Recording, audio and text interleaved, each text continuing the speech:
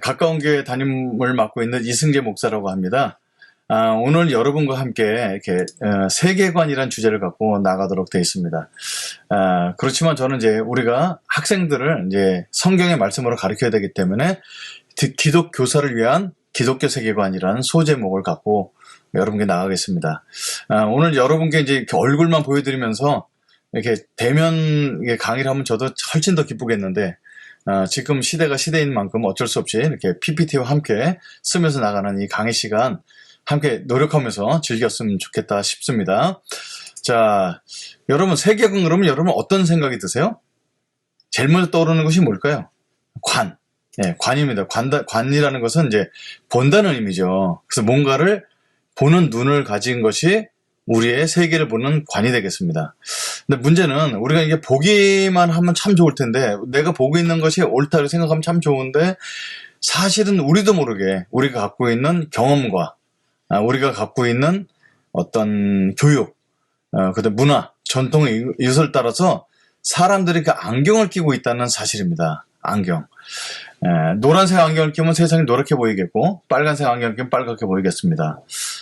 우리가 쓰고 싶지 않았던 우리가 갖고 있는 문화와 이런 배경을 통해서 쓰게 되는데, 이 안경을 통해서 보고 있는 것이 우리가 세상을 판단한다는 것입니다. 그래서 서양 사람들이 보는 안경, 끼고 있는 안경, 동양 사람이 끼고 있는 안경, 그리고 아프리카 사람들이 끼고 있는 안경이 다를 수 있기 때문에 같은 삶을, 같은 현상을 가지고도 사람이 다르게 볼 수 있다는 것입니다. 자, 로이드 콰트로 교수는 이런 얘기를 했어요.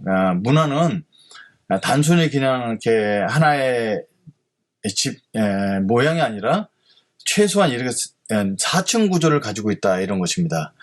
문화의 4층 구조는 가장 먼저 두드러진 것이 행동이 되겠죠. 이것이 사람들이 보는 것이에요. 이걸 보면서 일본 사람들 이렇게 행동하는구나, 미국 사람들이 이렇게 행동하구나, 이렇게 보면서 행동을 보고 문화를 판단할 수 있고, 우리도 많은 부분에서 이게 행동을 바꾸려고 하죠. 여러분 제자훈련은 한 번씩은 다 받아보셨을 것 같은데, 제자훈련 받으면 어떤 걸 배우십니까? 큐티훈련. 그 다음에 뭘 또 배우시죠? 말씀 보는 거, 얼마나 읽었느냐, 전도하는 거. 그러고 나서 이제 이런 일련의 행위를 통해서 맨 마지막에 아울리치 갔다 오고, 이런 것이 우리가 갖고 있는 이제 제자훈련의 전형적인 모습인데, 문제는 제자훈련을 이렇게 3년, 4년씩을 했는데 사람들이 이렇게 살지 않는다는 겁니다. 제자훈련이 끝나면 잘 안 되죠. 저도 자꾸 옛날 모습을 돌아가려고 해서 지금 목사인데도 불구하고 어떤 특별한 이제 또 직장인들을 위한 제자훈련에 참석하고 있어요. 왜 안 바뀔까요? 사람이 쉽게. 그것은 단순히 행동으로 끝나지 않고, 이런 가치, 행동 양식을 결정하는 가치를 따라서 행동한다는 것입니다. 행동을 주장하는 것은 이 가치인데, 가치는 교육을 통해서도 변할 수 있지만 교육만으로는 되지 않고 이 가치를 좌지우지하는 것이 있다는 겁니다. 그것이 뭘까요? 그 바로 신앙, faith라고 얘기하는 신앙, 일반적인 용어로 볼 때 신념이라고 얘기하는 것인데, 이 신념이 가치를 좌지우지한다는 상황이라는 것입니다. 신념은 어떻게 배웠을까요? 이건 교육으로 되는 것이 아닙니다. 한 예를 들어 보겠습니다. 우리가 매주일마다 학생들에게, 그리고 강당에서 선포되는 말씀이, 하나님이 우리 갖고 있는 돈보다 훨씬 중요하다. 하나님 말씀이 우리 직장 생활을 좌지우지한다, 이렇게 배우세요. 근데 실제로 가보면 우리가 하나님 말씀 갖고 살아가는 것 같은데, 하나님 말씀이 너무 중요하다고 하지만, 우리가 이렇게 결혼 생활 하신 분들은 부부싸움을 하거나 사람들 간에 막 가치를 갖고 막 싸울 때, 이게 언성을 높이게 될 때 우리가 정말 표정에 드러나는 게 있어요. 그것은 하나님 말씀의 절대 주권도 있지만 우리가 갖고 있는 돈, 그리고 이 세세를 지배하는 자본주의, 이런 가치들이 우리의 삶을 막 움직여 나간다는 거죠. 그래서 우리 아이들이 이제 자랄 때 봅니다. 우리 부모님들이 싸우실 때 하나님 영광을 위해서 싸웠는가? 아니죠. 자녀의 교육 문제, 그 다음에 돈 문제 갖고 싸우는 것을 보고 자랍니다. 그럴 때 우리 아이들 속에 바닥에 심어지는 게 뭘까요? 입술로는 돈이 하나님 중요하다고 하지만 삶 속에서 진짜 필요한 건 돈이구나, 이렇게 이제 소리 없이 묻어지는 것이 절대 가치라는 겁니다. 이 절대 가치가 바뀌지 않는 한 가치가 변화가 안 되겠죠. 그리고 이 절대 가치에 해당되는 것이 신념이라는 거예요. 그 신념은 말로다가 전달된다기보다는 삶으로, 보여준 것으로 전달된다는 것입니다. 자, 그럼 눈치채셨겠지만 이 절대 가치를 주장하고 있는 것이 있어요. 그것이 뭐냐면 바로 세계관인데, 세계관을 어떻게 정의를 내릴 수 있냐면 사회 구성이 갖고 있는 기본 틀이다라고 볼 수 있다는 겁니다. 나 혼자 이게 주장하는 것이 아니라 사회 전체 모든 구성원들이 얘기하고 있는 것, 정말 믿고 있는 것이 세계관이라는 거예요. 여러분, 이 세계관이 우리 전체의 삶을 움직여 나가는 결과물을 만듭니다. 자, 예를 좀 들어보겠습니다. 저는 몇 분은 이제 강의를 통해서 이제 아셨던 분들 아시겠지만, 저는 이제 불교의 그 어머님이 이게 심취하셔서 그 절에 가서 3,000배를 드리면서 3년 동안 시공을 들여서 태어난 겁니다. 그러니까 제가 어렸을 때 태어날 땐 기독교 배경이 아니었겠죠? 불교 배경이었습니다. 근데 불교는 말이죠, 계속해서 자기 몸을 좀 괴롭히고 도를 닦아요. 왜 그럴까요? 불교는 갖고 있는 세계관이 뭐냐면 인생은 괴로움이다 이렇게 보는 겁니다. 고통이다 이렇게 보는 겁니다. 왜 고통이 나왔을까요? 왜 고통이 나왔을까요? 네, 고통은 집착에서 온다 이런 결론을 갖고 있어요. 사람들이 뭔가를 집착할 때 그것이 이 갖고 있는 사람들의 괴로움을 끌어낸다는 겁니다. 인생에 몇 가지 괴로움이 있다고 불교는 가르칠까요? 8가지 괴로움이 있다고 가르칩니다. 8가지 괴로움은 뭐 몇 가지 괴로움이 있겠죠. 그럼 세상에 괴로움이 8가지밖에 없을까요? 아니죠. 8가지 괴로움 중에 대표적인 괴로움이 번뇌라는 괴로움인데, 번뇌는 다시 나눠보니까 108가지 번뇌가 있다는 겁니다. 세상에 불교만큼 이렇게 인생의 괴로움을 다 이렇게 정리해 놓은 종교가 없습니다. 그러면 이것을 벗어나려면 어떻게 할까요? 예, 모든 것을 벗어나려면 이 해탈을 해야 돼요. 해탈은 뭐냐면 갖고 있는 모든 집착을 내려놓는 겁니다. 집착을 어떻게 내려놓냐면 부처가 되고자 하는 욕망까지 내려놓는 거죠. 이게 굉장히 모순적이면서 굉장히 어렵습니다, 이 부분이. 그래서 이 불교는요, 인생을 괴로움으로 보기 때문에 어떻게 하면 이 모든 괴로움에서 벗어날까? 또 돌을 닦고 해탈을 추구하게 된다는 거예요. 그래서 계속해서 자기 몸을 괴롭히기도 하고 자꾸 거룩을 추구하기도 하고 그런 가운데서 갈등 속에서 살아가고 있는 모습을 보게 됩니다. 여러분, 유교는 뭘까요? 유교를 우리가 종교라고 할 수 있죠. 근데 유교는 제가 볼 때는 종교가 아니라 인간 세상을 살아가는 지혜, 그 다음에 갖고 있는 예의 범절을 얘기하고 있지 않나 생각하자 봅니다. 유교는 어떻게 시작됐냐면 공자가 태어났습니다. 그때 당시가 춘추 전국시대였어요. 여러분, 춘추 전국시대 얼마나 혼란스럽습니까? 나라가 나라를 막 서로 먹고 싸우고 하고 있는 이때 공자는 이제 생각했겠죠. 왜 세상이 이렇게 혼란스럽고 어려울까? 왜 아버지가 아들을 죽일까? 그 권력 때문에. 자기 아들을 왕위에 세우기 위해서 부인이 남편을 독살을 합니다. 이렇게 막 세상이 막 어지러운 이 세상을 어떻게 하면 바로 잡을까라고 생각하는 것이 유교입니다. 그 유교는 어렸을 때부터 사람들을 교육합니다. 그래서 나온 것이 이제 인의 예지. 이 속에는 많은 것도 있어요. 부부 유별, 그 남녀 칠세 부동석, 군사부 일체, 이런 것을 어렸을 때부터 교육하면 사람들이 올바로 잘할 것이다라는 것이에요. 여러분, 저희는 이제 어렸을 때 저는 이런 살짝 불교라고 얘기하지만 혼합 종교, 이게 유교에서 자랐죠. 어떻게 제가 유교에서 자란지 알 수 있냐면 저희 아버님이 알코올 중독자셨어요. 그리고 가정을 또 2개나 갖고 오셨습니다. 저희 집에 갖고 오셨어요. 오셔서 반드시 하는 게 있습니다. 뭘까요? 제사입니다. 1년에 13번의 제사니까 거의 매달 제사가 있어요.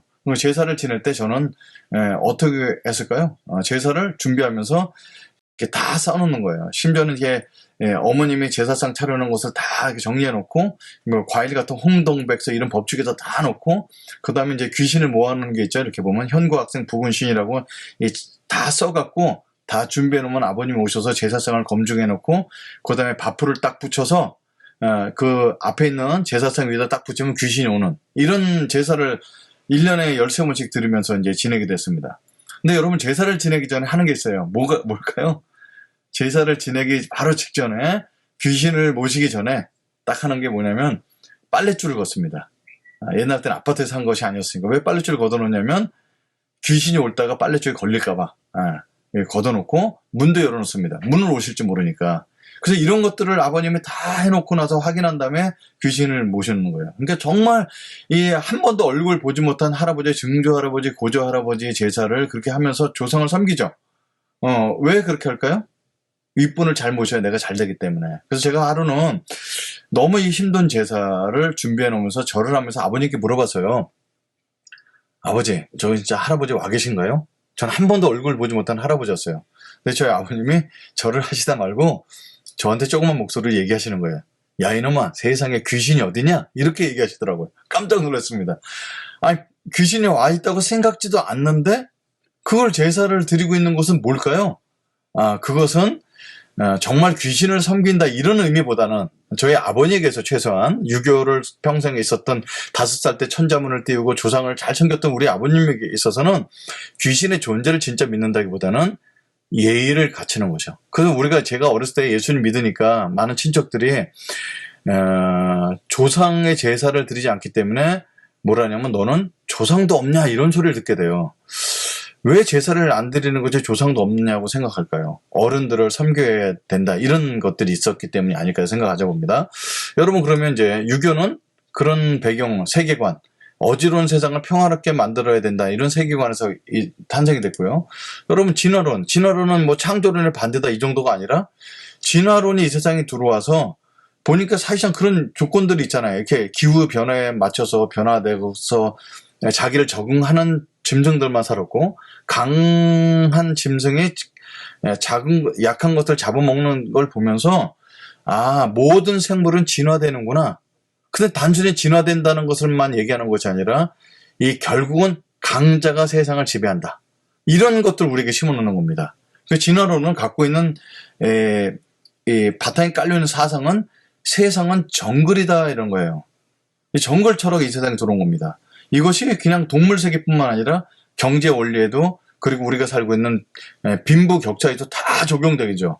그러니까 진화론이 들어오면 세상이 각박해집니다. 어떤 결과를 맞았을까요? 진화론이 왔으니까 적자 생존 거기에 적응하는 것들이 살아납니다. 그러니까 우리가 이제 이런 사상을 갖고 아이들을 가르치다 보면 어떤 형은 누구보다 잘해야 돼, 누구보다 잘해야 돼. 이게 참 아쉽죠. 그 우리가 저는 자녀 교육할 때 이제 많이 들었던 얘기인데 아이가 어느 날 갖고 와서 쫙 갖고 엄마 나 수학 100점 맞았어. 그러면은 엄마가 우리 애들 잘했다 최선을 다했다는 걸 칭찬해 주기보다는 어떡합니까? 너희 반에 100점 맞은 애가 몇 명인데 이걸 묻는다는 거죠.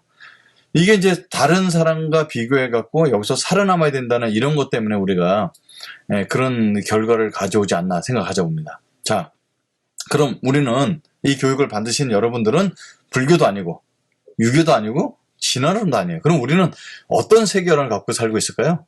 여러분 한번 잠깐 보세요. 돌아보시기 바랍니다. 어떤 세계관을 갖고 살고 있을까요? 기독교 세계관 이러면 좋은데 우리는 세계관이라도 말할 수 있고 가치관이라도 말할 수 있는 어떤 세상에 살고 있냐면 자본주의에 살고 있다는 것입니다. 자본주의의 기본 철학은 뭘까요? 모든 것은 돈으로 환산될 수 있다. 돈이 우리 전체를 주장한다. 이런 것입니다. 그래서 제가 가끔 이제 얘기를 하면서 청소년 집회 가서 손 들어보게 합니다. 여러분 부모님들 부부싸움 하신 부모님께 싸우는 걸 본 적 있는 분 손 들어보세요. 그러면 요즘 애들은 잘 들어요. 다 들어요, 다. 거의 90% 이상이 손 듭니다. 부모님 싸우는 걸 본. 그럼 여러분 부모님들이 다 집사님, 권사님이시고 장로님일 수도 있는데 여러분 부모님 싸우는 이유가 뭔가요? 싸우실 때 어쩜 우리 가정에 하나님께 더 큰 영광을 돌리드릴까? 이런 거 갖고 싸우시면 손 들어보세요. 손 들으면 아무도 안 듭니다. 혹시 여러분의 자녀 교육 문제와 돈 갖고 싸우시는 분 손 들어보세요. 그럼 막 웃으면 듭니다. 아까 얘기했죠. 우리 아이들이 자녀들이 자라나면서 보게 될 때 입술로는 우리가 고백합니다. 이거 연약하죠. 목사님 저도 마찬가지로 하나님의 영광과 하나님 위해서 하나님 나라를 위해서 사는 것이 너무 중요한데 근데 저를 긴장하는 것은 이번 달에 먹고 사는 문제인 일용할 양식이 너무 중요한 부분이다 보니까 낯빛이 그때 바뀐다는 겁니다. 그래서 아이들은 자라면서 이 땅 우리가 살고 있는 건 자본주의에 살고 있구나 이런 겁니다. 이게 자본주의는 뭐를 우리에게 어떤 결과를 가져오냐면 가치가 파괴된다는 거예요. 그죠? 거룩하고 좋은 거 이런 건 중요하지 않습니다. 어떻게든지 빨리 자본을 차지하는 것. 이것이 중요하다고 보는 거예요. 이게 뭐 오래된 통계입니다만 설문조사를 통해서 청소년들에게 야, 너희들 감옥에 한 5, 6년 갔다 올 거야. 어떤 일을 잘못했을 때 그 대신에 10억을 벌 수 있어. 그럼 갈래 안 갈래? 그럼 아이들이 굉장히 많은 아이들이 간다는 거예요. 왜? 벌써 우리 아이들이 압니다. 평생 벌어도 정상적인 방법으로 10억을 벌 수 없어. 아, 감옥 5년 갔다 와서 10억 가지면 좋은 거 아니야? 이렇게 생각한다는 거예요. 저게 돈 외에는 모든 가치가 다 버려졌다는 겁니다. 제가 어렸을 때 들었던 노래가 있어요. 이게 뭐 가수 남진 씨가 불렀던 노래인데 얼굴만 예쁘다고 여자냐 마음이 고와야지 여자 이런 노래가 있었습니다. 이게 개명을 하는 노래가 아니었어요. 그 당시는 그 우리나라 가요 차트 탑 10에서 1위를 몇 주 동안 했던 노래로 기억하는데 얼굴이 예뻐야 여자라기보다는 마음이 고와야지 여자지. 뭐 이걸 뭐 또 남녀 차별이라고 또 얘기하는 옛날 시대 노래니까 또 그냥 우리가 이해하고 들어야 되겠지만 아무튼 거기서 얘기하고자 하는 것은 얼굴만 너무 치장하지 마라. 마음을 다스려라. 이런 철학을 담고 있었다는 거죠. 지금 이런 철학 같은 거 거의 없어졌어요. 그냥 라임이 좋고 그냥 부를 때 뭐 우리들 갖고 있는 마음을 표현해주고 이러면 이제 좋은 노래가 되는 시대에 살고 있습니다. 자, 가치가 많이 파괴된 세상에 살고 있다. 이렇게 볼 수 있습니다. 자, 그러면 이런 세대에 살고 있으면서 제가 예수님을 믿고 나서 지금까지 발견했던 이제 몇 가지 문제를 말씀드리겠습니다. 저는 이제 대학교 1학년 때 처음으로 선교단체 여름 수련회 놀러 갔다가 예수님 믿게 됐어요. 뭐 거기 10,000명이 모인다 해서 갔는데 5,000명은 여학생일 것이라는 것을 기대하고 갔습니다. 가서 뭐 한 명이라도 만나면 좋잖아요. 여자를 만나면. 그래서 우리 스님이셨던 우리 어머니에게 어머니 12,000원만 주세요. 제가 여자에게 며느리감 데리고 오겠습니다. 그래서 12,000원을 받아가고 우리 어머니 스님이셨을 때 시주를 받아갖고 수련회 갔어요. 가서 이제 가면은 되게 재밌게 놀 줄 알았죠. 뭐 가면 이제 캠프파이어도 하고 노래도 시키면 노래도 준비해 가서 제가 이제 캡틴 큐라는 술 2병하고 노래 2곡 준비하고 밀짚 모자 준비하고 담배 6각. 뭐 한 각이면 충분할 텐데 6각을 손님들에게 좀 베풀고 이러려고 이제 수련회를 갔다가 여자를 만난 것도 아니고 좋은 친구를 만나기보다는 예수님을 만나게 됩니다.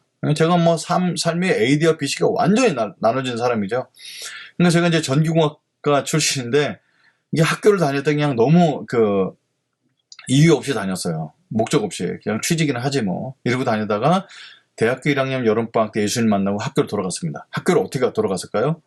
이 8,000명이 되는 학생들에게 예수님 필요하다 이런 것들을 알고 돌아갔습니다. 그래갖고 막 매일 전도를 하면서 살았어요. 대학교 졸업할 때까지. 여러분, 그래서 제가 살았던 삶은 후회스럽지 않습니다. 제가 얼마나 전도를 많이 하고 다녔냐면 학생회관 식당에 제가 들어가면 학생들이 막 일어나서 밥 먹다 나갔어요. 제가 전도를 너무 많이 하니까.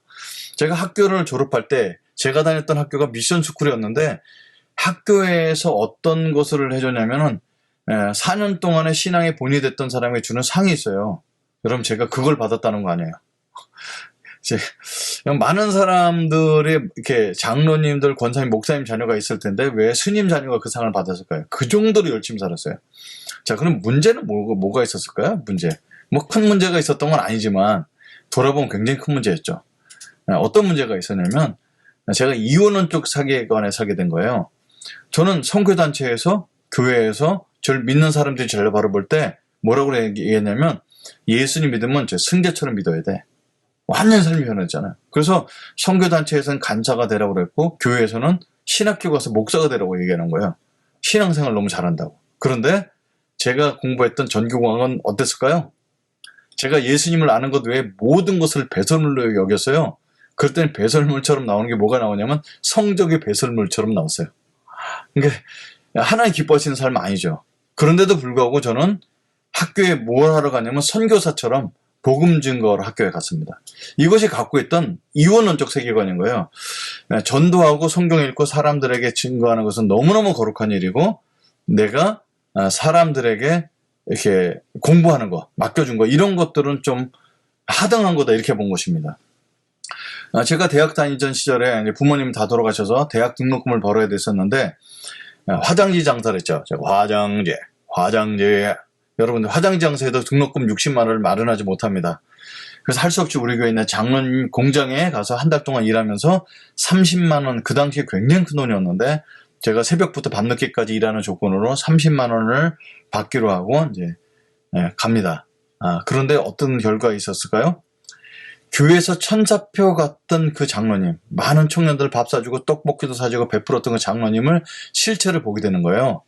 갔더니 장로님이 직원들을, 공장에 있는 그 공장에서 일하는 사람들을 발로 부리면서 입에 쌍욕을 달고 사시는 거예요. 저한테 뭐라 가르치시냐면, 승재야, 이 공장에서 하는 이 직장 생활을 교회에서처럼 하면 안 돼 라고 말씀해 주는 거예요. 그분이 저한테 사회생활에 대해서 팁을 알려주신 거였죠. 여러분 어떻게 생각하세요? 직장 생활과 교회 생활은 삶이 좀 달라야 될까요?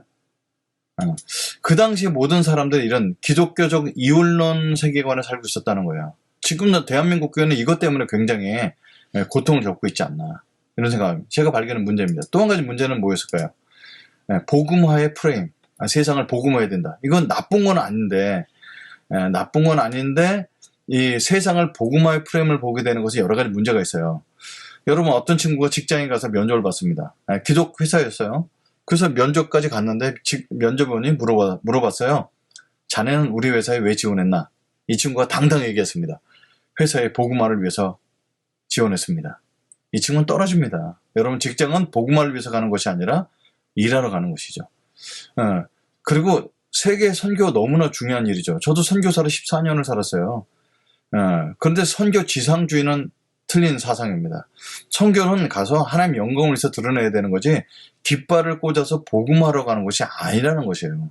그래서 이 복음화적 프라임에 갖고 있었던 것에 제가 빠져 있었던 것이 있고요. 한국 기독교가. 또 한 가지는 우리가 갖고 있는 일상의 직장에 답을 하지 못한다는 거예요. 자, 한 얘기를 들을게요. 한 간호사가 저한테 이메일을 보냈어요. 목사님, 저는 목사님의 강의를 많이 듣고 설교를 많이 듣고 자랐던 간호사입니다. 그런데 어느 날 제가 간호사가 돼서 갔는데요, 병원에 수많은 비리가 있는 걸 보게 됐어요. 저는 그 비리를 잡으려고 거짓말하지 않고 정직하게 썼는데, 위에서 똑바로 하라고, 무슨 숫자를 보고가 필요했는데 3이라는 숫자가 보고를 하는 거예요. 굉장히 큰 문제였어요.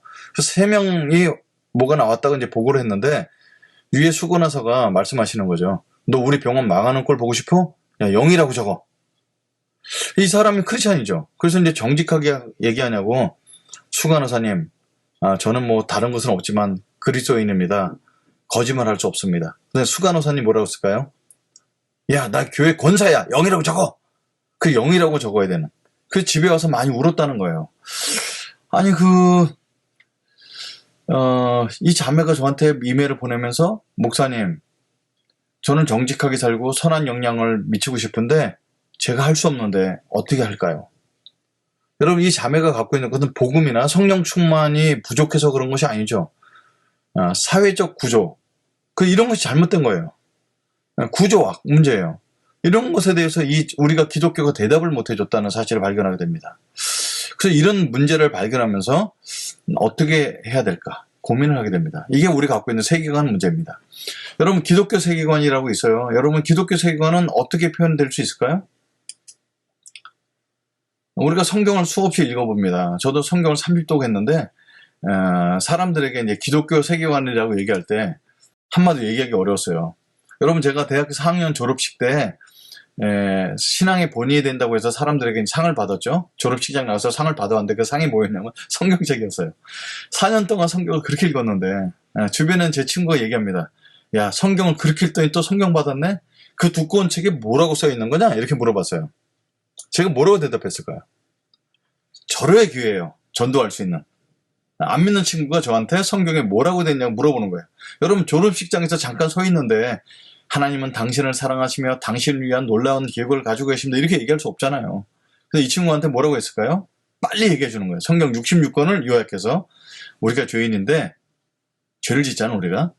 근데 우리가 우리 자신을 구원할 수 없어. 그래서 죄가 없으신 예수님이 이 땅 오셔서 우리 모든 죄를 전가받으셔서 십자가에 달려 돌아가셨어. 우리는 그분만 믿으면 되는 구원받는 얘기. 그래서 하나님의 사랑 이야기야, 이렇게 얘기했어요.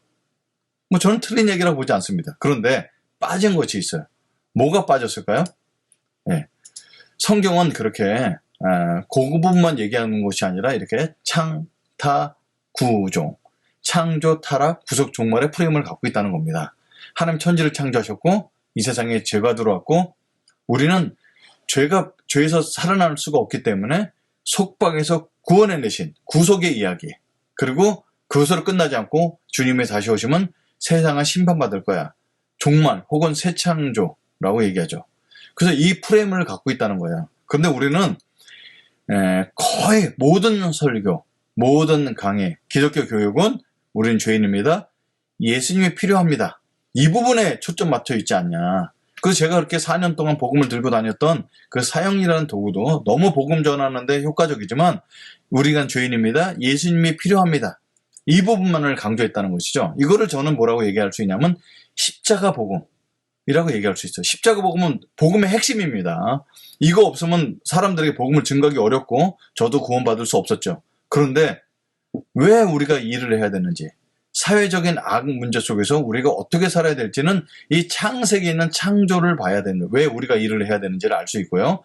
그 다음에 종말 부분 속에 하나님이 이 땅에 오는 하나님 나라에 대해서 알아야 된다는 거죠. 그러니까 우리가 죄인입니다. 예수님이 필요합니다만 가지고는 우리 세상에 살아갈 수 있는 힘을 얻기는 굉장히 어려운 부분이 있다는 것을 얘기할 수 있습니다.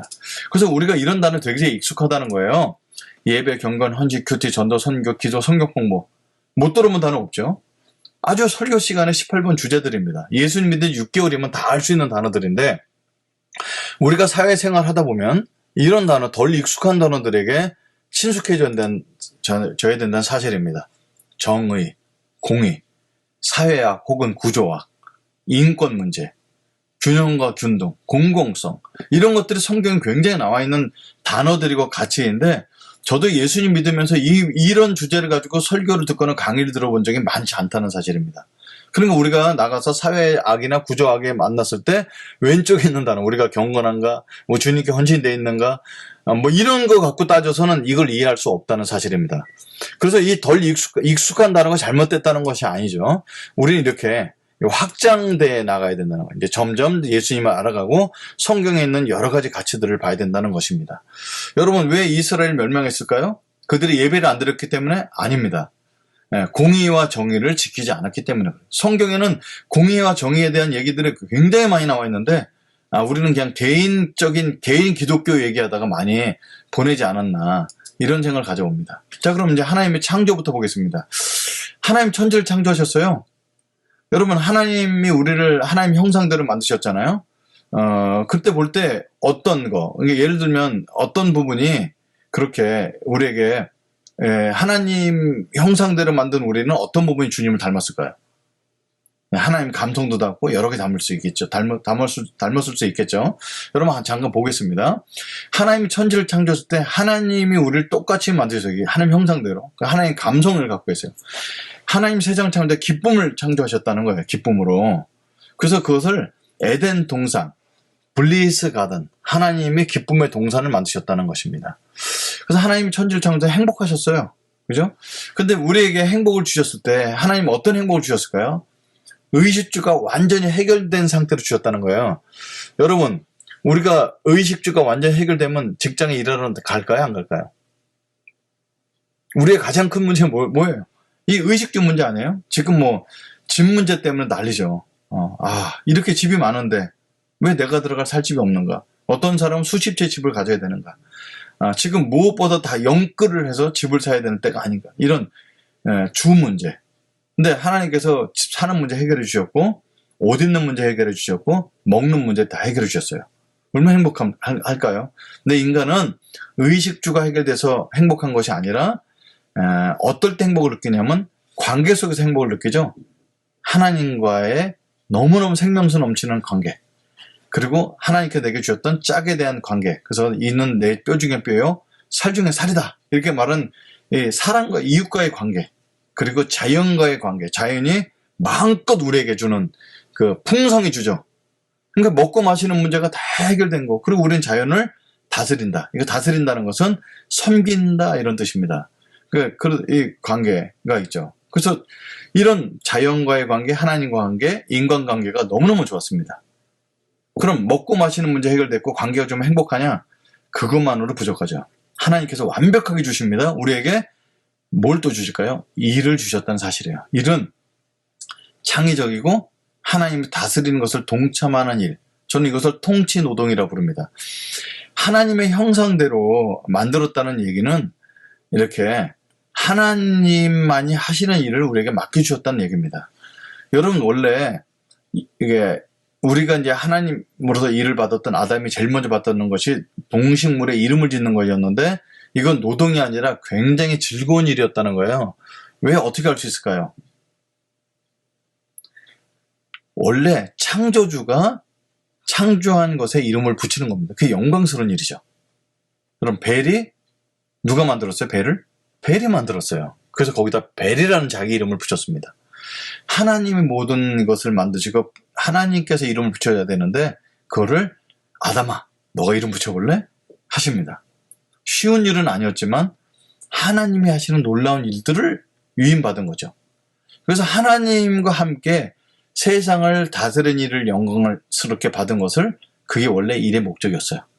그래서 이렇게 제가 이제 창세기 1장을 통해서 발견한 행복은 바로 의식주가 해결된 거, 생명과 사랑의 관계인 거, 삶의 목적을 발견한 거. 이것이 행복이었습니다. 너무 완벽한 에덴 동산의 삶이었는데, 선악과가 들어오죠. 선악과는 우리가 이제 여러 가지 해석할 수 있지만, 한 가지 얘기하면 내가 내 주인 되겠다. 내가 내 뜻대로 살겠다. 내가 하나님 되겠다. 그 얘기입니다. 그랬더니 하나님께서 제공해 주는 걸로부터 에덴 동산에서 멀어지게 됩니다. 그것이 이제 의식주로부터 의식주 모든 영역에 다 엮이는데요. 이걸 왜 강조를 하냐면, 우리가 생각할 때 우리가 선악과를 먹어서 죄를 지은 것을 하나님과 나의 관계만 깨졌다고 생각하는데, 이런 의식주 자체를 스스로 해결해야 되는 결과를 맞았다는 거예요. 에덴 동산에서 나가니까 어떻게 돼요? 과일이 없죠. 하나님 만드는 것도 있어요. 내가 노동해서 먹고 살아야 됩니다.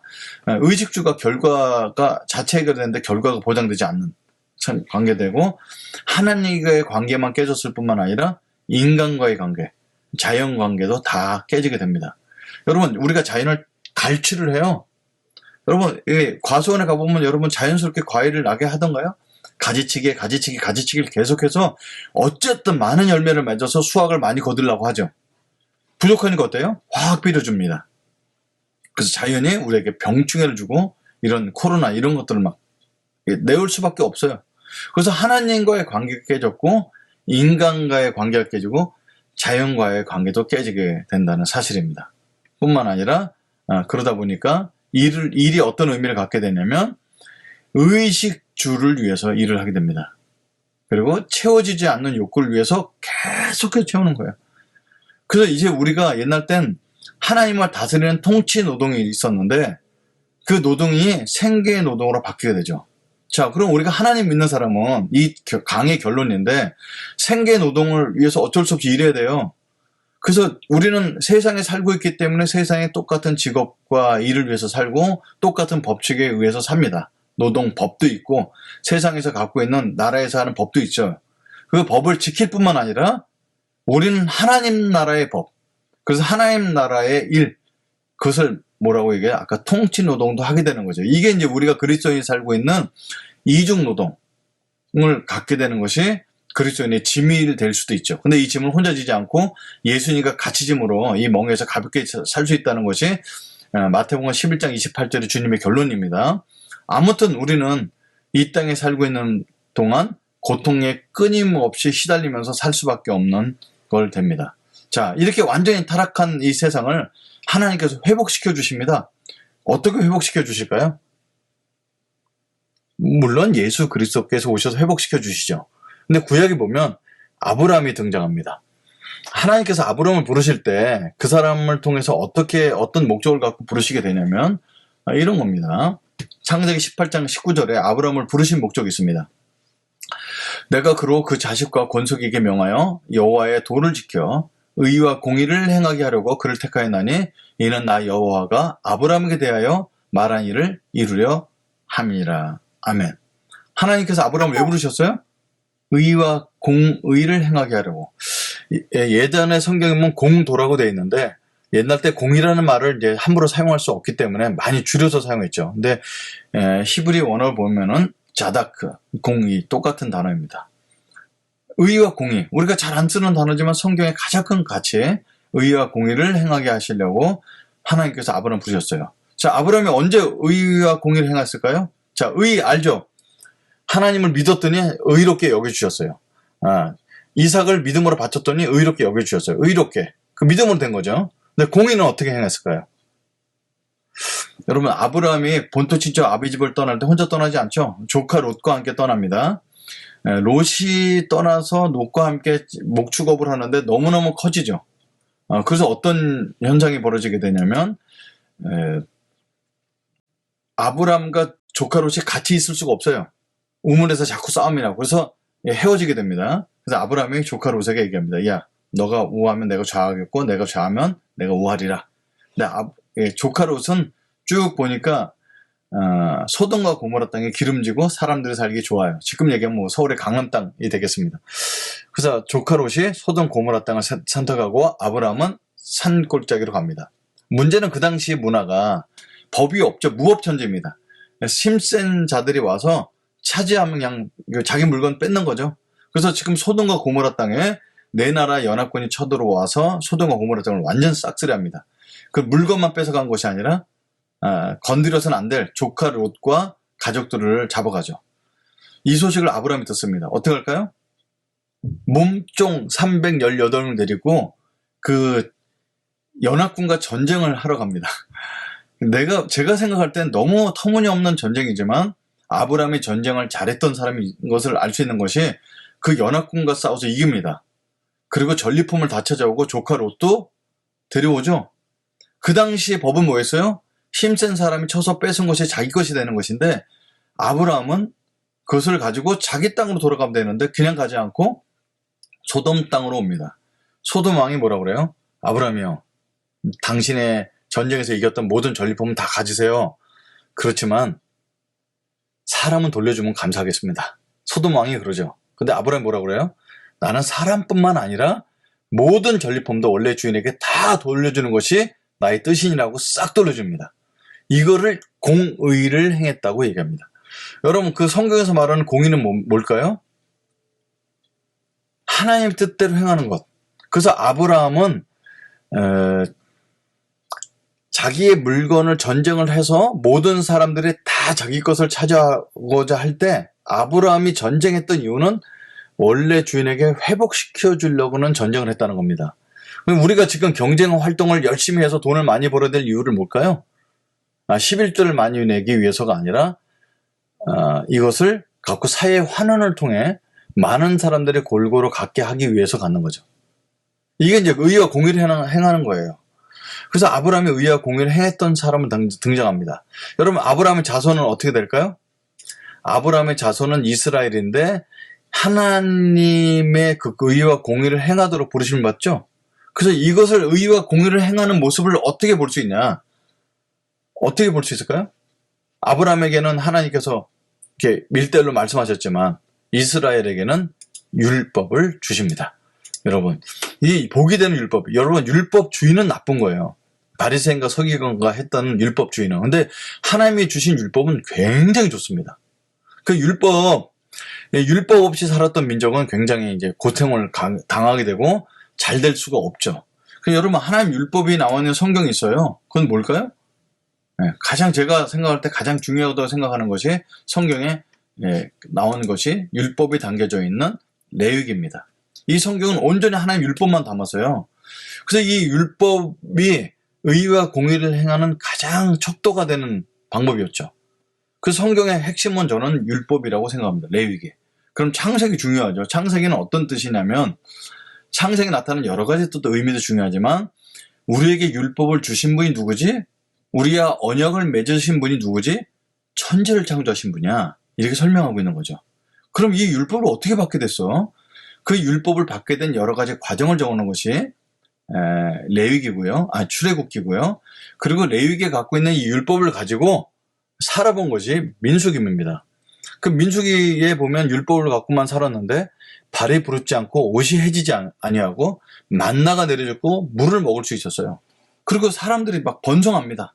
그래서 하나님 율법만 갖고 살 수 있구나 보여준 것이 민수기고, 그리고 신명기는 레위기의 말씀을 가지고 강해 설교한 것이 신명기입니다. 그래서 레위기하고 신명기는 같은 책입니다.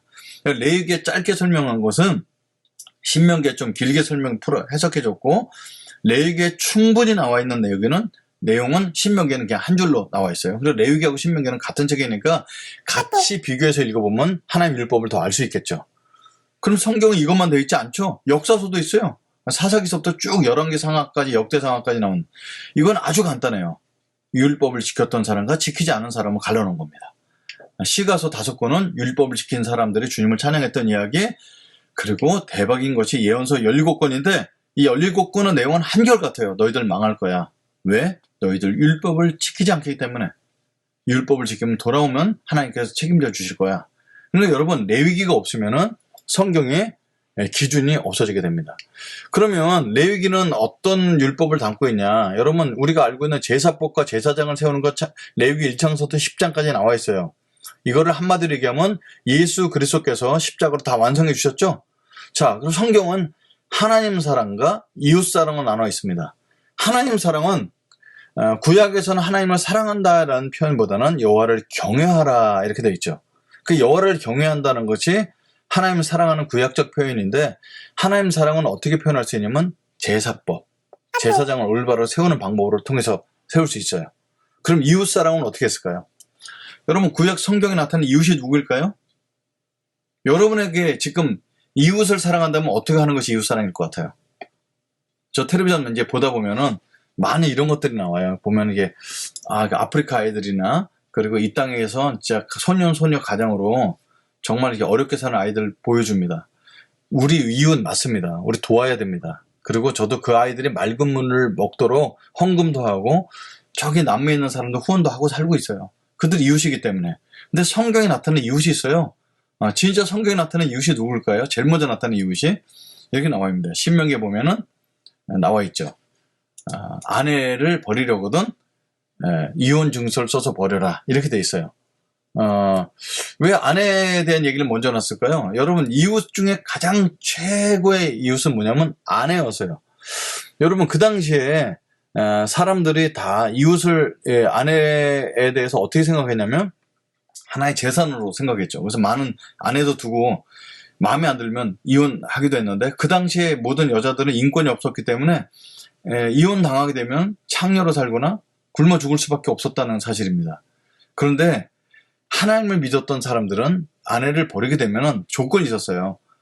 불미스러운 일을 행하였거든. 그 불미스러운 일이 무엇인지 알아야 되고, 불미스러운 일을 드러나게 하려면 증거를 가지고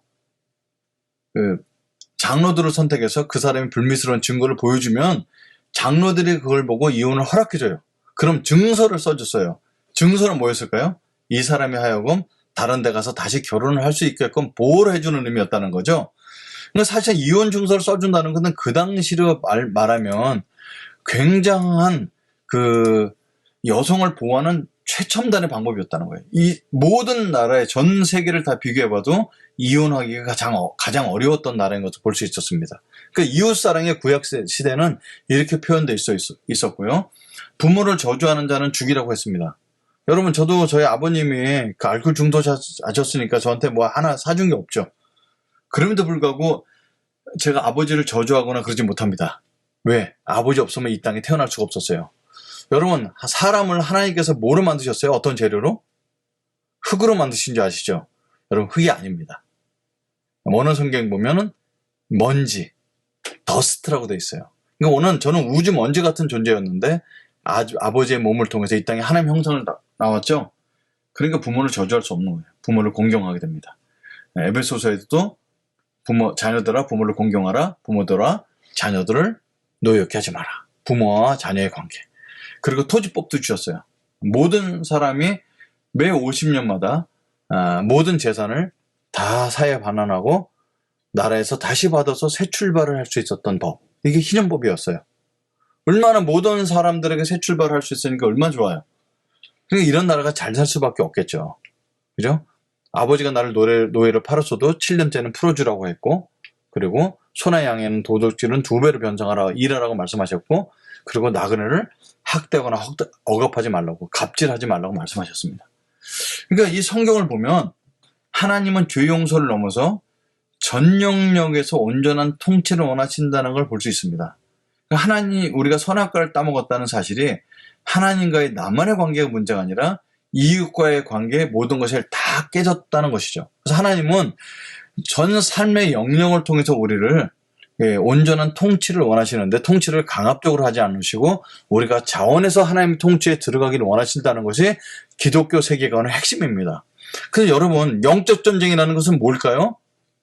막 접시가 날아다니고 막 기도하면서 랄랄랄라 해가지고 싸우는 그 영적 전쟁이 아니라 이 온전한 세계관, 하나님의 나를 통해서 다스리고자 하시고 나를 통해서 세상을 통치하시는구나. 세상은 하나님의 것이야. 그것은 교회 생활뿐만 아니라 내 직장 생활, 가정 생활, 학교 생활, 공부하는 모든 영역에 하나님의 통치가 임하도록 하나님을 왕으로 모시는 것. 이것이 하나님 나라가 임하는 것이 그것이 올바른 삶이라는 걸 깨닫고 행동하는 것. 근데 다른 것에 지배를 받는 것. 이 싸움을 계속하는 것이 영적 전쟁이라는 사실입니다.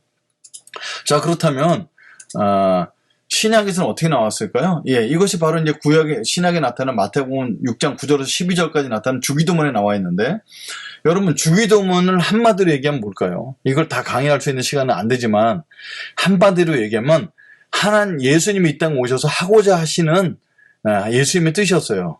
이 주기도문을 한마디로 얘기하면은 예수님의 비전 선언문이라 이렇게 얘기할 수 있습니다. 왜? 그 당시에 모든 랍비들은 다 자기가 갖고 있는 기도문이 있었어요.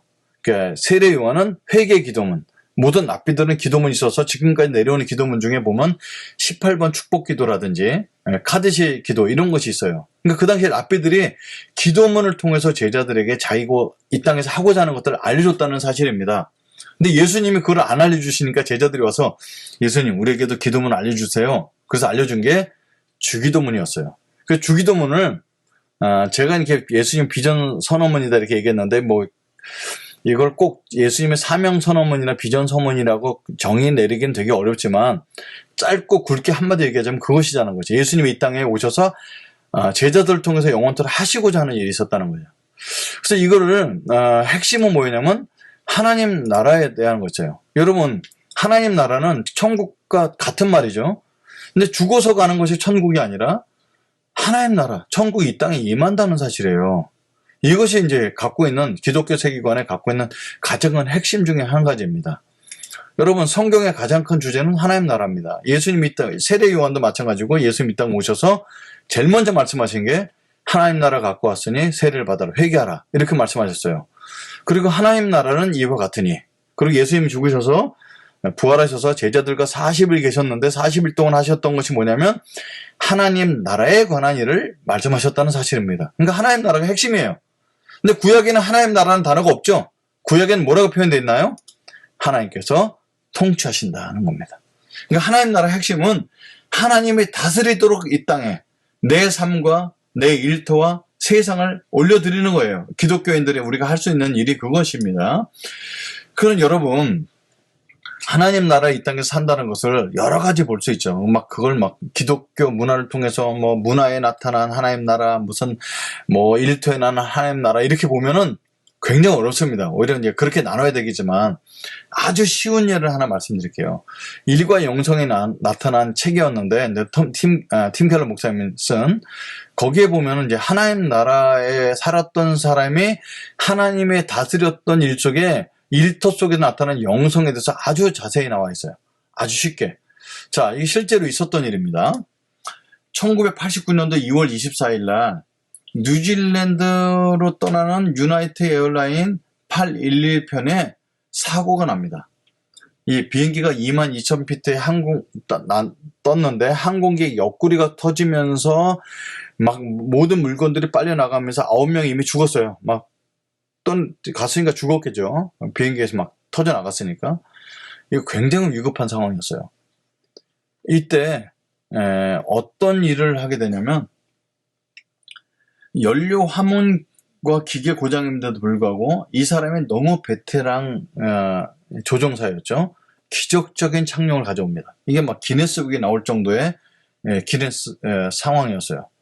근데 이분이 어떤 착륙을 한 다음에 기자로부터 인터뷰를 받는데 인터뷰에 어떤 얘기를 하냐면 당신은 그리스도인으로서 어떻게 행동했습니까? 라는 대답 속에 그가 이렇게 대답을 합니다. 승객들을 위해 잠깐 기도하고 일에 집중했습니다. 라고 얘기해요. 대단한 일이죠. 뭐 새벽 기도를 했습니다. 성경을 많이 읽었습니다. 하나님께서 뭐 은혜로 살려주셨습니다. 이렇게 얘기하지 않는다는 거예요. 승객들을 위해 잠깐 기도하고 일에 집중했습니다. 이 모습을 팀 켈러 목사님께서는 어떻게 표현을 했냐면, 기장으로서 책임감과 능숙함이 바로 영성이다. 이게 바로 일터 속에 갖고 있는 영성이다 얘기했어요. 저는 이게 많은 감동을 받았어요. 여러분, 우리가 일터 속에서 정말 영적으로 잘 사는 사람이다 이렇게 볼 때 어떤 우리 일터 속에서 일 속에서 나타나는 간증이 있어야 되는데, 이게 보면 누가 전도해서 예수 믿고 돌아왔어요. 이런 것도 좋은 훌륭한 간증이지만, 정말 일터 속에서 우리가 나타내야 될 간증은 뭐냐면, 내가 갖고 있는 커리어를 가지고 이 내가 맡은 책임감과 일에 갖고 있는 능숙함으로 죽어가는 회사를 살리거나 부서를 살리는 일, 이런 것들이 일터 속에 우리 가져야 될 영성이라는 거예요. 그래서 나를 통해서 이 일터가 다스림을 받는, 아무 누구도 내가 했던 일에 대해 인정을 해주지 않더라도 하나님 앞에서 이렇게 살아가는 그 삶이 기독교 세계관을 갖고 살아가는 일터 속의 영성이라는 사실입니다. 이게 저한테 굉장히 혁신적인 얘기였어요. 여러분, 그러면 우리가 일터 속에서 이 빛과 소금으로 살아가는 모습을 제가 하나 생각을 해봤어요. 왜 우리 많은 사람들이 그렇게 잘 살지 못할까? 여러분, 저는 이 빛과 소금의 역할을 믿지 않는 사람이 책을 통해서 깨닫게 됐습니다. 이게 이제 아담 그랜트가 쓴 기브 앤 테이크라는 책인데, 이 사람은 이 책을 써서 세계적인 베스트셀러가 됐습니다. 이 사람은 세상에는 세 종류의 사람이 있다고 표현했어요. 어떤 종류의 사람일까요?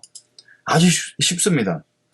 기버, 첫 번째 종류의 사람은 많이 베푸는 사람이 있더라는 거예요. 자기가 배우는 것보다, 받는 것보다. 또 한 종류의 사람은 테이커, 조금 주고 많이 테이크, 많이 가져오는 사람이 있다는 거예요. 깍쟁이 같은 사람이겠죠. 또 한 종류의 사람은 받은 만큼 되돌려주는 사람, 이게 1대1로 사는 사람이라는 거예요. 그냥 그 사람은 아주 평범한 사람이겠죠. 내가 열심히 일하고 열심히 일한 만큼 월급 받고, 내가 누구한테 도움 받은 만큼 베풀고, 이렇게 사는 사람이에요. 세상에는 조금 도움 받고 많이 베푸는 사람, 그리고 조금 베풀고 많이 이득을 가져오는 사람, 베푼 만큼 받는 사람, 이 세 종류의 사람이 있다는 거예요. 너무 간단한 책이죠? 그래서 이게 기브 앤 테이크라는 책이에요. 근데 이 서양 사람들은 책을 이렇게만 쓰지 않고 사람들의 역학조사를 하는데, 이게 이제 대박이었다는 겁니다. 성공의 사다리. 여기서 말하는 성공은 아주 세상적인 성공입니다. 돈도 많고 영향력도 큰 사람을 성공했다 보고, 돈도 없고 영향력도 없는 사람을 이제 찌질이, 이렇게 볼 수 있죠. 찌질이, 성공에 하지 못한 사람, 이렇게 보는데, 이 사람이 조사를 해봤더니요, 이 기버, 테이커, 매처, 많이 베푼 사람, 많이 갈취해온 사람, 1대1로 산 사람, 이 사람들이 뭉쳐 산다는 걸 알게 됐어요. 여러분께 질문입니다. 여러분, 기버, 테이커, 매처 중에 맨 바닥에 살고 있는 사람 있죠? 맨 바닥에, 하위에 살고 있는 사람, 이 사람들은 많이 베푼 기버일까요? 많이 뺏어온 테이커일까요? 깍쟁이 사람처럼 살았던 매처일까요? 어떤 사람이 바닥에 살고 있었을 것 같습니까? 저는 테이커, 이런 사람들이 깍쟁이로 살다 망했었으면 좋겠다 이런 생각을 가졌어요. 근데 너무 놀랍게도 그리스도인들 있죠, 우리가 베풀고 손해불고 사는 사람은 바닥 생활을 면치 못한다는 결과가 나왔어요. 근데 여러분, 맨 꼭대기에 성공했던 사람들은 어떤 사람일까요? 기버, 테이커, 매처 중에 너무 놀랍게도 기버가 살고 있다는 사실을 알게 됐습니다. 테이커가 매처는 그냥 보통이었다는 거예요. 저는 이 책이 주는 게 메시지가 굉장히 크다고 봐요. 뭐냐? 베품은 위험을 동반하지만 장기적으로는 강력한 힘을 발휘할 수 있다, 이런 얘기입니다. 그래서 처음에 우리가 살아갈 때 뭐 직장생활 4, 5년 차까지는 실패한 기버처럼 맨날 손해보는 삶을 살고 있지만, 꾸준히 장기적으로 우리가 빛과 소금의 역할을 감당할 때 이렇게 세상 사람들도 인정할 수밖에 없는 성공한 기버를 살 수 있다는 거예요. 저는 이게 그리스도인들이 살아가는 이 모습 중에 왜 우리가 조금 이렇게 선을 행하다 낙심하지 말아야 될 이유를 이 책에서 보게 됐어요. 여러분, 우리는 이렇게 주님 앞에서 올바로 살아가려고 하는 사람들을 빛과 소금의 역할을 하는 사람, 올바른 성도, 그런 저는 이런 사람들을 생활 선교사라고 생각을 하고 생활 선교사라는 이름을 붙였어요. 여러분 보세요. 의사가 부르심을 받고 선교사를 파송받았어요. 그는 선교지에서 어떻게 선교를 할까요? 이 아프리카 가는 의사 선생님은 어떻게 선교할까요? 예, 의료를 통해서 선교하죠. 이 사람은 어떻게 전도를 할까요? 하나님 사랑과 이웃 사랑의 마음을 가지고 진실되고 성실한 진료를 하는 것이 이 사람의 선교 방법이었어요. 그래서 제가 질문 갖습니다. 이 사람이 아프리카에서 이렇게 살아가는데 선교사인데 이런 마음을 갖고 한국 땅에 와서 의료 활동을 하면 왜 의사일까요? 얼마 전까지 선교사였다가 한국 땅에 오면 의사일까요? 여러분, 이 땅에서 여러분 직장 생활 하시는 분, 의료 활동을 하시는 분이 이런 하나님 사랑과 이웃 사랑의 마음을 가지고 직장 생활 하면은 그 사람은 선교사 아닐까요? 셀러리맨 선교사, 교사 선교사. 그래서 우리는 모든 생활 속에서 심지어는 아무것도 할 수 없어 아이만 키우고 있는 사람들도 엄마 선교사가 될 수 있다는 거예요. 그 생활 속의 선교사 하는 사람들. 지금은 어쩌면 이렇게 살아가는 사람이 더 필요하지 않을까요? 대한민국 1%만 크리스찬이 1%만 10만 명 정도가 생활 선교사로 살아간다면 많은 사람들이 기독교 이미지에 대해서 다시 생각하고 예수님을 올바로 인식하게 되지 않을까. 지금은 더 많은 프로그램이 아니라 삶의 메시지가 되는 생활 선교사가 필요한 시대가 됐다 생각을 가져봅니다. 지금 전도해야 됩니다. 그리고 교회에 많은 좋은 프로그램 갖고 사람들을 와서 기독교에 대해서 듣게 하는 건 너무 필요합니다. 근데 지금은 사람들 교회에 대해서 안티반을 갖고 있죠. 그래서 우리가 진짜 필요한 것은 우리 부모된 모습으로, 그리고 직장인의 모습으로, 가정주부의 모습으로 하나님이 정말 지금 내가 살고 있는 곳을 다스린다면 어떻게 하나님 다스릴까를 생각해 보면서 살아가는 그런 그리스도인의 삶이 필요하다는 겁니다. 저는 이것을 생활 선교사라고 얘기했습니다. 여러분, 아까 얘기했던 간호사는 하나님 나라의 모습을 갖고 어떻게 살까요? 그 간호사가 자기 말단입니다. 이 간호사는 이렇게 살기로 결심했대요. 부정부패를 제가 다 막을 수는 없겠죠. 이 자매가 어떻게 다 막을 수는 없을 거예요. 그래서 이 말단이기 때문에. 근데 이 자매가 할 수 있는 걸 발견했어요. 보니까 간호사 생활은 3교대 근무하죠. 3교대 근무하던 동안 가장 위험한 시기가 언제냐면 막 출근했을 때, 앞에 간호사가 퇴근했을 때 그 중간에 그 바톤 터치를 받는 30분이 막 카오스랍니다. 그리고 자기가 퇴근했을 때 뒤에 있는 간호사가 자기가 했던 일을 인계인수 받을 때 그 30분이 굉장히 위험한 시간이라는 걸 스스로 발견했어요. 이 자매는 하나님 나라를 위해서, 아무도 누가 월급 더 주거나 누가 봐주는 건 아니지만 하나님 나라의 영광을 위해서 자기가 다니는 일터를 위해서 10분 일찍 출근합니다. 그래서 앞에 있는 간호사가 해놓은 일들을 인계인수 받으면서 도와줘요. 사람이 바보 같겠죠. 10분 일찍이나 출근하니까. 그리고 10분 늦게 퇴근하면서 다음 사람에게 인계인수를 하기로 했다는 거예요. 여러분, 이거 얼마나 놀라운 일이에요. 하나님이 나의 지금 간호사 역할이라면, 말단이라면 어떻게 이랬을까? 이 자매 스스로 이런 아이디어를 가지고 왔어요. 저는 너무너무 기특하다고 생각합니다. 기독교 세계관을 갖고 하나님 나라를 위해서 살아가는 간호사였어요. 네. 다른 간호사는 또 다른 모습을 할 수 있겠죠. 여러분, 저는 또 사장님들이랑 같이 많은 성경 공부를 하는데, 어떤 분은 자본주의 속에서 경건한 그리스도인 삶을 살아가는 모습을 듣게 됐어요. 이분은 저보다 한 5살 정도 많으신 분인데 은퇴를 눈앞에 두고 있다래요. 은퇴를 준비하고 계세요. 이분은 집을 사셨는데 집이 가격이 올랐답니다. 이분은 은퇴하실 때 그 집을 파신답니다. 그래서 자기가 벌었던 올랐던 그 가격만큼은 사회에 환원하기로 했고요. 그리고 은퇴 자금은 매달 200만 원 들어오는 정도로 고정해 놓으셨더라고요. 사장님이신데 200만 원이면 살 수 있습니다. 그래서 제가 200만 원 갖고 어떻게 사시려고요? 미니멀 라이프 살면 됩니다. 그리고 자녀들을 결혼할 때 500만 원만 갖고 축의금 들어온 건 사회에 환원하면서 하셨어요. 저는 너무 굉장히 놀라운 분이라고 생각해요. 저보고 이분처럼 살 수 있을까? 근데 이분은 자본주의 속에서 지혜롭게 살지만 자본주의에 물들지 않으려고 스스로 자기 삶을 제한해놓고 살고 가는 경건한 그리스도인의 삶이었어요. 하나님 나라가 이분에게는 사장님에게 그렇게 임했다는 것을 볼 수 있습니다.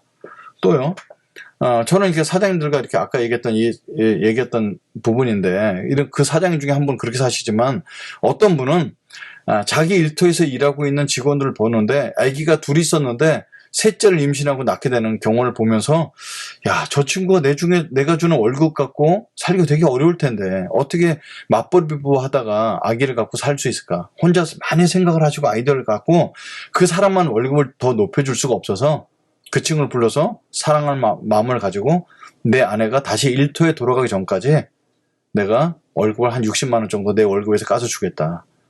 비밀로 하고 그 사람을 도와줬다는 거예요. 그 사람이 얼마나 감사했는지 그건 중요한 부분이 아니라 나랑 같이 일하고 있는 사람들, 저 사람도 나를 통해서 일용할 양을 제가 받을 텐데 어떻게 하면 내가 그를 도울 수 있을까? 스스로 생각하신 거죠. 모든 사장님들이 똑같은 마음을 갖고 할 수는 없어요. 그렇지만 모든 사람들이 각자의 일터에서 사장의 역할을 하면서 어떻게 하면 내가 하나님이 우리 회사를 하나님 나라로 다스린다면 어떻게 통치할 것인가를 생각해보고 살아가는 사장님들이 많다는 사실이 저는 너무 감격스럽습니다. 여러분, 이제 지금 맨 앞에 있는 게 저희 모습인데, 저는 어떻게 생활 선교사로 살았냐면, 물론 제가 심호하고 있는 교회에 최선을 다해서 하는 것이 중요하죠. 근데 제가 목사가 되니까 안 믿는 사람을 만날 수가 없어요. 선한 영향력을 미칠 수가 없죠. 그래서 제가 수영장에 등록해서 열심히 했어요. 제가 고급반까지 갔는데 고급반의 회장이 됐습니다. 여러분, 이 안 믿는 사람들이랑 어떻게 생활해야 되겠습니까? 이 사람들이 3개월에 한 번씩 회식을 합니다. 그래서 제가 이제 고깃집에 가서 회식을 인도하고 똑같이 n분의 1 나눠서 고기도 먹고 이 사람들 술도 마시고 사이다 마시는 사람이 있죠. 여러분, 제가 이 사람들을 사귄 지 좀 됐을 때 직업이 뭐냐고 물어보길래 제가 솔직히 얘기했어요. 목사라고. 근데 사람들이 막 술 먹다 뿜는 거예요. 목사가 이런 회식 자리에 나오는 거 처음 보니까. 근데 이 사람들이 저를 많이 좋아합니다. 그래서 목사님 따라주는 술도 먹게 되고, 술 먹고 안 먹는 게 그렇게 중요한 문제가 지금 이 시대는 아니지만 고기도 잘라주고. 근데 이 사람들을 좀 사귀다 보니까 회식 자리에서 점점 저를 좋아하면서 신앙 상담을 하게 되죠. 가난한 성도들이 굉장히 많았습니다. 네, 코로나 기간 동안에 우리가 예배를 드릴 수 없어서 이제 유튜브로, 페이북으로 예배를 드리는데 이분들이 들어와서 은혜를 받습니다. 교회 안 다니는 분들인데. 그리고 헌금도 하세요. 여러분, 제가 이분들에게 복음을 증거했다는 사실이 저는 굉장히 기쁜데, 여러분, 이렇게 안 믿는 사람과 섞여서 지내는 용기가 필요하죠. 저는 생활 선교사를 가지고 이렇게 수영장에서 사귄 사람들에게 이렇게 그냥 내가 목사로서 일반적으로 잘 살아가는 모습을 보여드리고 섬기는 모습으로 복음을 증거하고 있습니다. 어떻게든지 여러분 살아가는 모습이 다 다르죠. 그래서 이거를 누굴 흉내낼 수도 있지만 자기가 하나님 앞에 기도하면서 하나님, 내 삶을 다스려 주신다면, 내 직장 일터를 다스려 주신다면 내가 어떻게 살까요? 이런 걸 생각하는 겁니다. 그래서 이거를 각자의 모습대로 살아가는 모습을 주님께서 격려하신다는 겁니다. 그래서 로마서 12장 3절에 믿음의 분량대로 살아갈 수 있도록 권면해주고 계신다는 사실입니다. 여러분, 누굴 흉내낼 필요 없어요. 여러분, 이 강의를 들으신 여러분이 다 하나님이 내 직장에 그리고 내 삶이 임한다면 어떤 부분을 기뻐하시고 어떤 부분을 주님이 원하시는 곳으로 만들어 나갈 수 있을까? 그리고 내가 할 수 있는 믿음의 분량대로 내 모습대로 하면 된다는 사실입니다. 제가 가르쳤던 제자 중에 한 친구가 컨설턴트인데 그날 어느 날 이 친구가 명함을 갖고 왔어요. 명함에 이렇게 썼더라고요. 뭐라고 썼을까요? 이렇게요. 훌륭한 이상이 훌륭한 인생을 만드는 것이 아니라 훌륭한 일상이 훌륭한 인생을 만든다. 이렇게 썼습니다. 그러니까 비전이 우리 인생을 막 훌륭하게 만들어나가는 것이 아니고 매일매일의 똑같은 훌륭한 일상에 훌륭한 인생을 만든다고 표현했어요. 참 저는 아멘이라고 생각합니다. 예전에는 막 비전이 필요한 시대가 살았어요. 우리 기독교 가지고 이제 민족 복음화 너무 중요한 일이죠. 그래서 막 우리가 힘을 다해서 복음을 증거했던 시절이 있었습니다. 지금도 그 시대에 똑같이 사시면 됩니다. 그러나 지금은 여러분의 일상이 선교지고 여러분의 일상 속에서 복음을 삶으로 증거하고 살아가는 것이 너무너무나 중요한 시대가 되었습니다. 여러분에게 말씀 마치겠습니다. 여러분, 삶과 신앙을 분리하지 마시고 그냥 내가 살고 있는 그 삶을 하나님 나라를 초청하세요. 그래서 하나님 나라가 임한다면 내가 어떻게 살 것인가, 이것을 알고 살아가는 것이 기독교 세계관으로 살아가는 것입니다. 안 그러면 그냥 세상이 갖고 있는 세계관 속에 묻어 살아가게 될 것입니다. 여러분, 우리가 하나님 말씀 뜻대로 살아가는 건 너무나 중요합니다. 하나님을 사랑하고 경외하기 때문에. 그래서 오늘 이 강의를 들으신 여러분, 모든 기독교사 여러분께서 하나님 나라의 이 복음으로 기독교 세계관으로 무장돼서 주일학교 학생들에게 한마디를 하더라도 삶 속에서 터져나오는 하나님 나라의 메시지로 증거하며 살아가는 여러분이 되기를 간절히 축원합니다. 다음에 기회가 되면 얼굴을 대하며 더 재밌는 강의로 여러분을 만나기를 원합니다. 감사합니다. 샬롬.